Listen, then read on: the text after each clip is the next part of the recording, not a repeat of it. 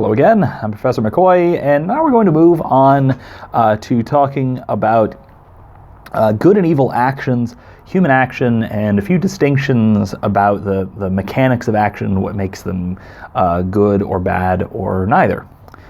So the most of the material of this discussion is going to be from the chapter from Ralph McInerny's Ethica Thomistica, or Thomistic Ethics, titled Good and Evil Actions.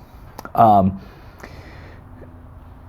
so that's where we're going to start, but we're also I also want to discuss a little distinction that is best brought up in Duns Scotus's commentary on the Fall of the Devil. And if I can find the source online, I will also put a link to that in the description. So let's begin by talking about what we mean by action. And this is where things immediately get rather complicated, because as McInerny discusses, there are a bunch of different things that we could mean by action. So we can talk about intent, we can talk about intentional action, we can talk about external behaviors, we can talk about things that we do, simply speaking. We can talk about things that happen to us. We can talk about things that are attributed to us. All of these things we could mean by our actions. So let's start with one distinction. This is an example that McInerny gives between two very different actions that look very similar. On the one hand, we have, I am growing my beard. And on the other hand, we have, my beard is growing. Now, grammatically speaking, we can see the distinction immediately. In the one case, the subject of the sentence is I, right? I'm talking about something I am doing. On the other case, the subject of the sentence is my beard, right? This is something that is happening, that my beard is doing. Both of them are in the strictly speaking, the active voice, but one of them is, philosophically speaking, active. Right? I am growing my beard, while the other is, strictly speaking, passive. It is something that is happening, and I just happen to be present for it. Right? So, what's the difference here? Both actions, so to speak, involve hair growing from the follicles on my face into the shape of a beard. Both involve me not doing a bunch of things, right? They both involve me not shaving. They both involve me allowing my beard to grow. They involve various things like taking in nutrition and all the other things that I need to do to continue living. Right? But there's an important difference. And the difference is that one is my intent, and the other is absent my intent. Right? So when I say I am growing my beard, it's implied in that I'm doing something, even if my outward physical actions don't appear to correspond to that. Hi, Saoirse, what are you doing? All right. She's coming in to see me. Coming out to see me, I guess. So that's the one case, right, where I seem to be doing something, or I intend the result of what's going on. In the other case, my beard is growing. Something is just happening, right? My follicles are producing hair, right? That's always happening, and the only interaction I have with that course of events is inaction, right? Now, maybe we can come up with some very minor differences in my outward actions, right? So if I'm growing my beard, I'm going to be doing things like trimming it to keep it well kept. I'm going to be doing things like shaving around it, right, to keep it orderly.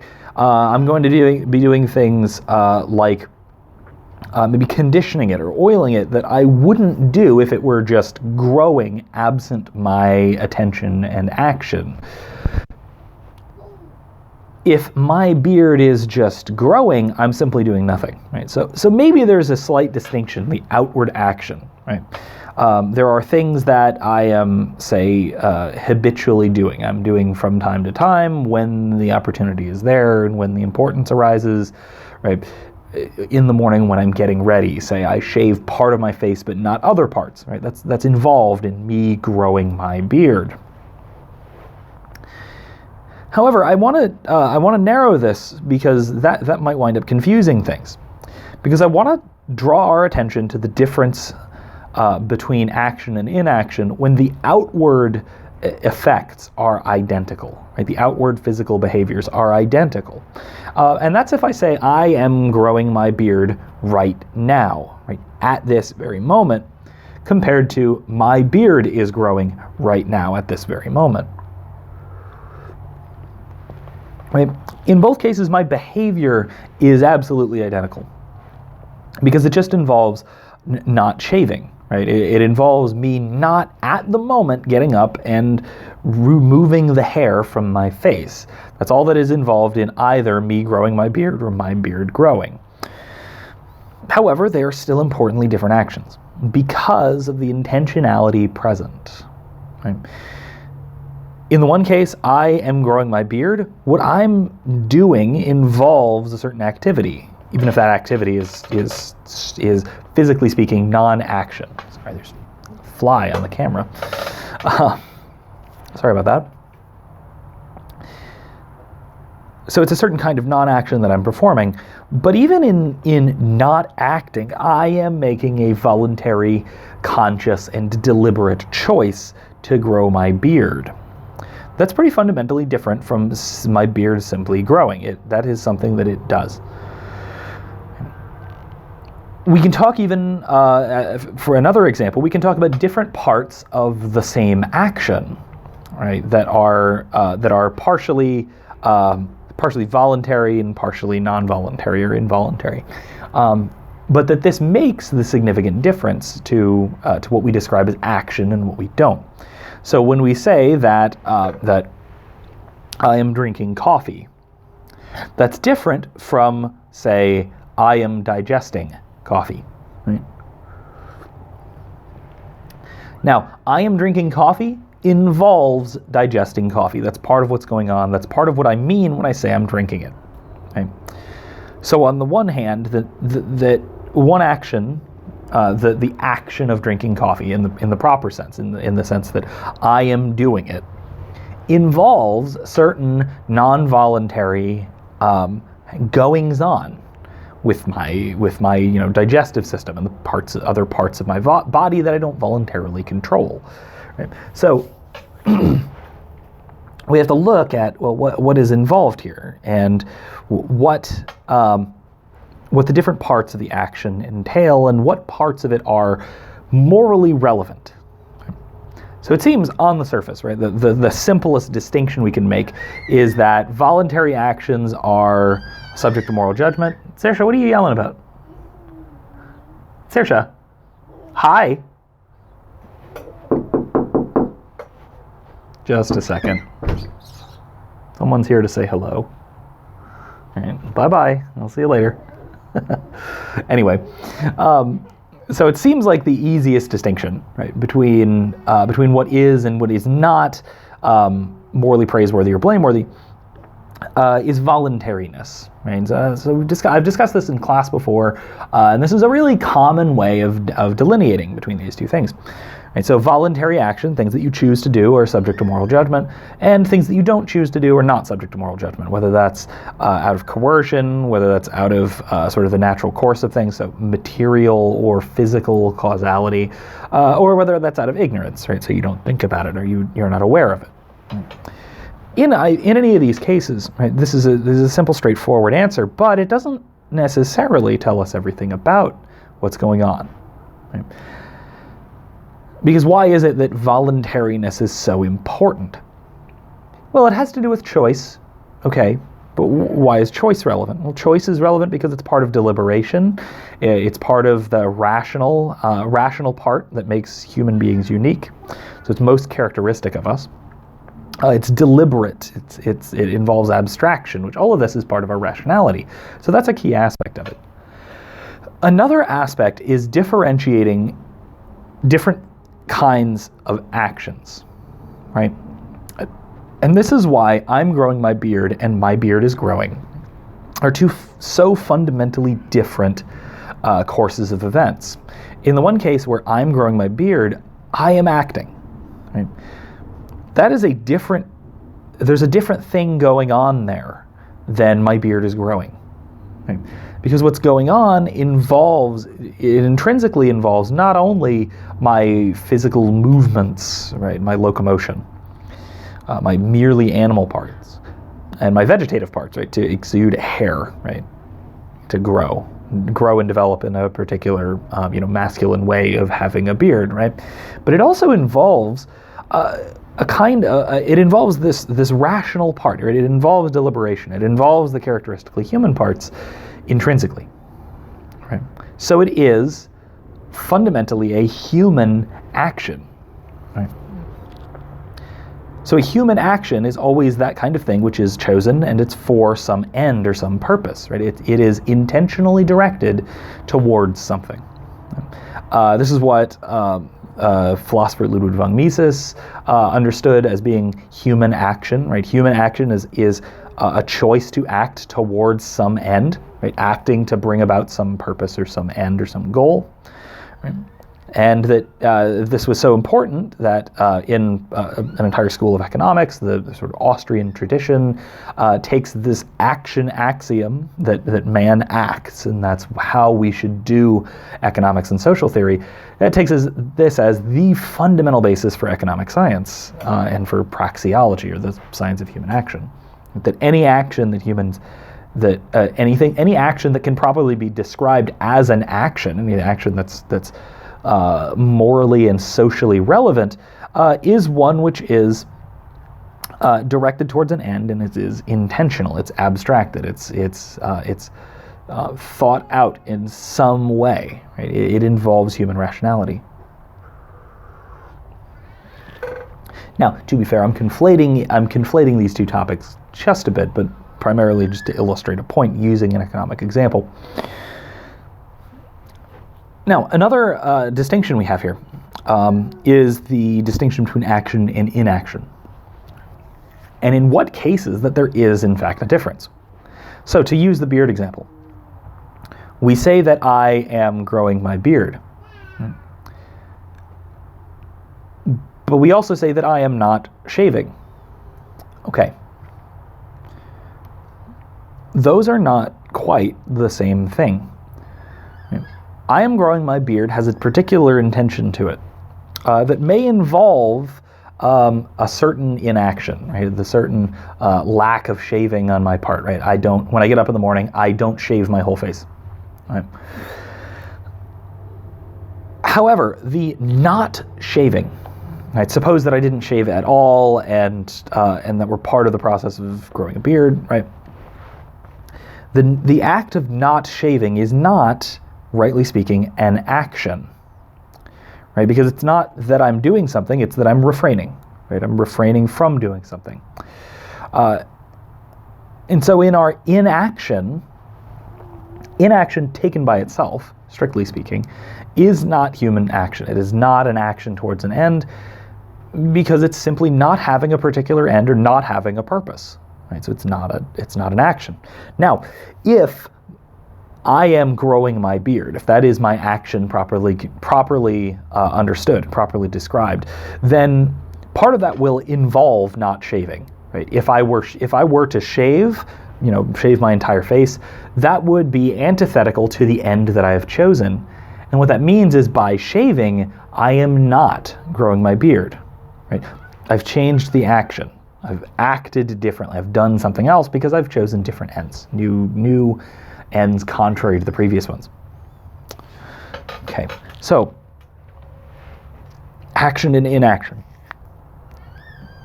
We can see now how they relate to one another, how inaction can be, in the narrow sense, can be involved in action properly construed.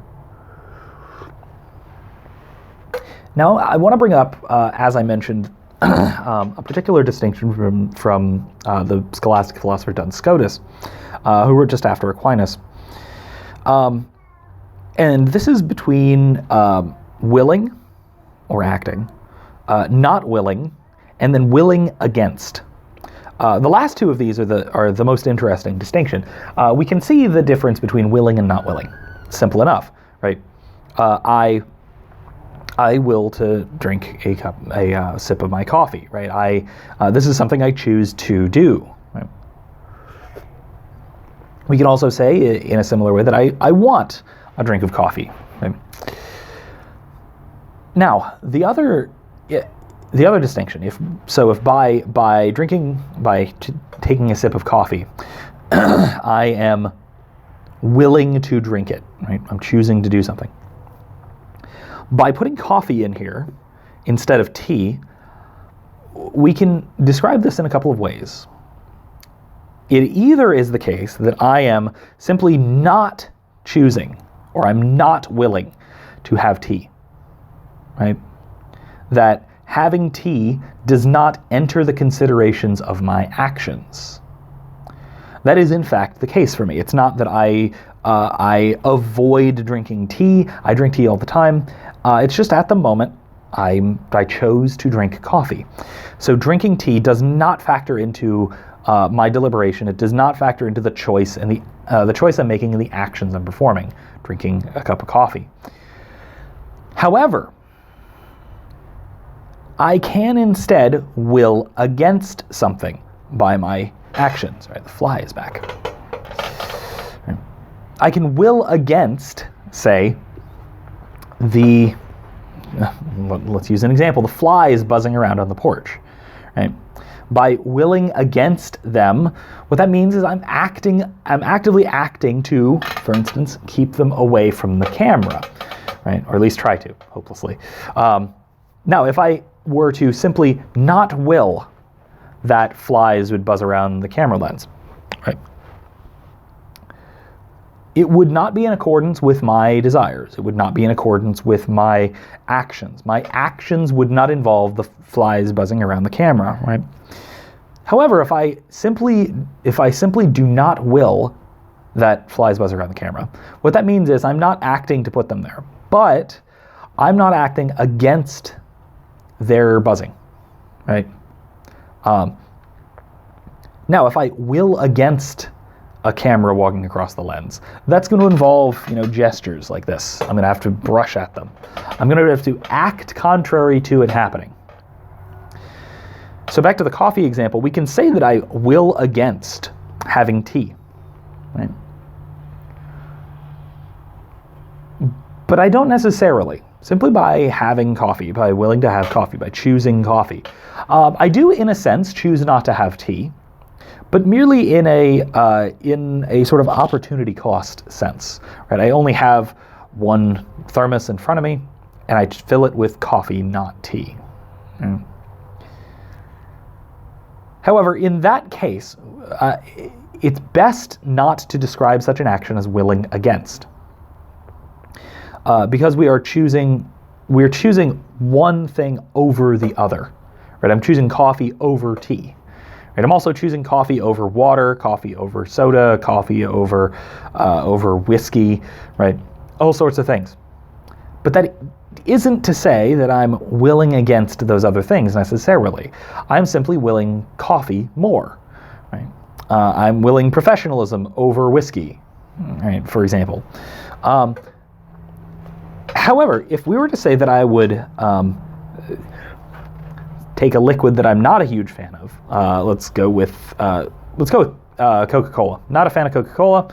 I'm not a cola drinker. It's not really my kind of soda. It's not really my kind of cold drink or whatever. Right? I will against, or I choose against, having soda in my cup or having cola in my cup. Right? That is to say that my primary action is not choosing to have coffee. Right? My primary action is choosing not to have cola. Right? Then I might choose some other action, like filling my cup with coffee. Right? That would be separate. Or I might not choose that separate action of filling my cup with coffee. The way you can look at this to determine if you or someone is willing against something or choosing against it, is to ask whether you are simply avoiding it for the sake of something else, or whether you are avoiding it in itself. Okay. So, in terms of ethics, what is the importance of this? Well, we can have certain moral obligations for and against all three of these, right? Willing, not willing, and willing against.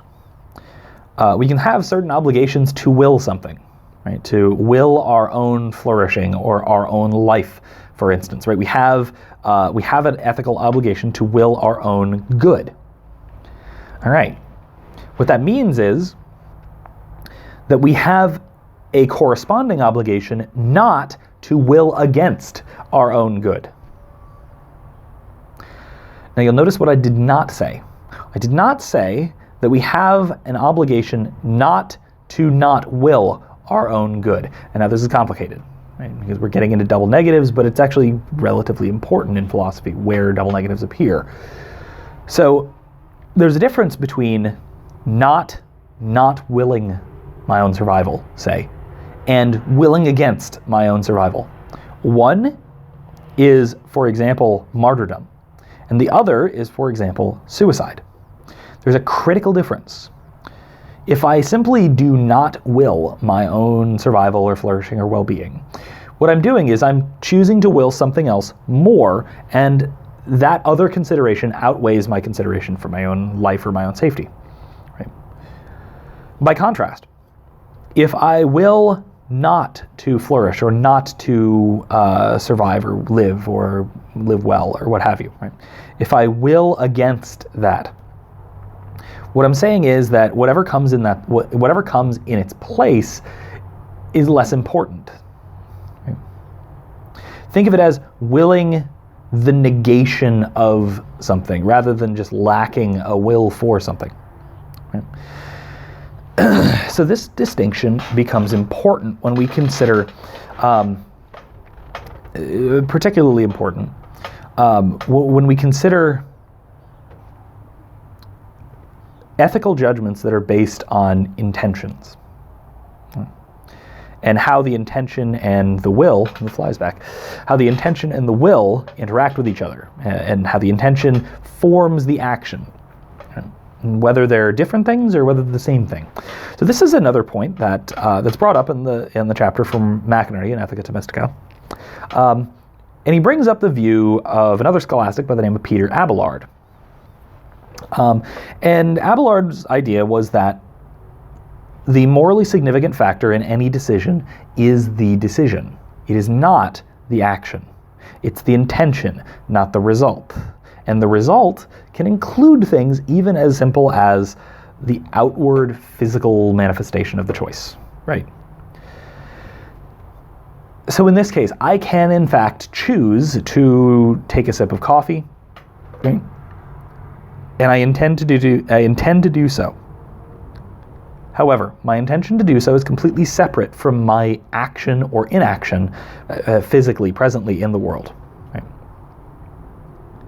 However, now, first, we can see the appeal of this. Right? We can see the appeal of this model because it sufficiently distinguishes the merely accidental results of something from the actual choice, the morally significant part. To go back to the previous video, we can see that the order of an action is, under this model, the intention or the choice.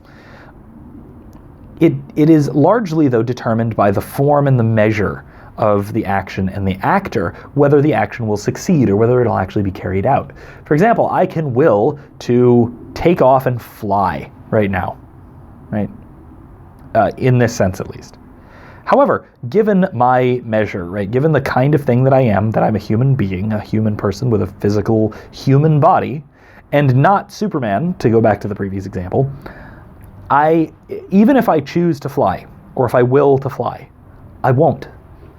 But that is the fault of my measure, not the fault of my order. Right?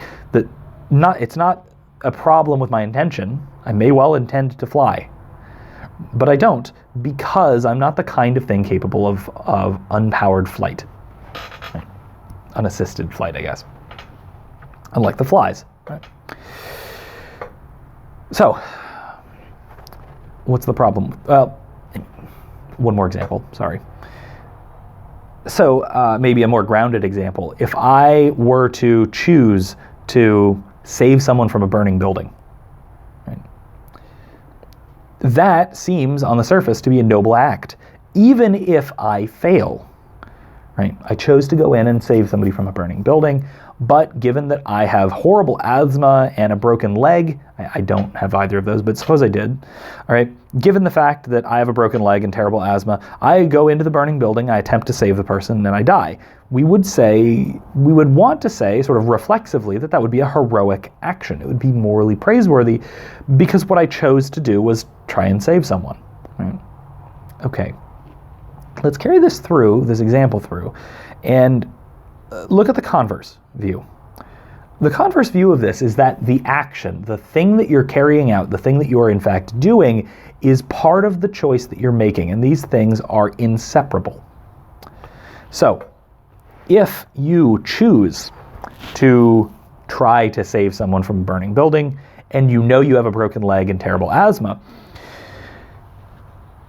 someone in the more Thomistic tradition, somebody like Aquinas or McInerny, would say that you're not choosing to save them. You're choosing to die.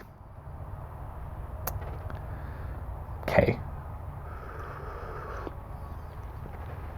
Right? Because if you know that there are faults in your form, or there is an insufficiency in your measure as a kind of being, to go back to the previous discussion. If that is the case, and you're aware of this, then choosing to attempt to do something you know you can't do is not a choice to do it, right? It's a choice to fail. And I've mentioned this before in previous lectures as well. But we can see here why. Part of it is because we have to examine what is the choice, what is the action, what are you choosing to do? What is your intentionality? For something to be intended, it has to be doable, right? You have to at least conceptualize it as doable, right? I can't conceptualize flying, like unpowered, unassisted flying. I don't know what it would involve for me, a human, to take off and fly away like Superman, right? I assume it involves a hand motion and leaping, maybe? But I don't know, because I'm not capable of doing it. Right? That's not something that I am even conceptually capable of doing. Similarly, if I were to decide to save someone from a burning building and I know nothing about doing so, I wouldn't even know what that would involve. Right? I might not know how to properly carry someone safely. I might not know how to avoid smoke inhalation. I might not know how to tell if the next room is on fire, or how to what the dangers are of being, relatively close or relatively far away from flames, right? All of this stuff, right? And if I don't know that, then I have no idea what it would involve to do so. Similarly, if my leg is broken, right? I know what it would involve, and it would involve having a functioning leg, for example. Right? It would involve having something that I don't have. So I can't reasonably make the choice to do it.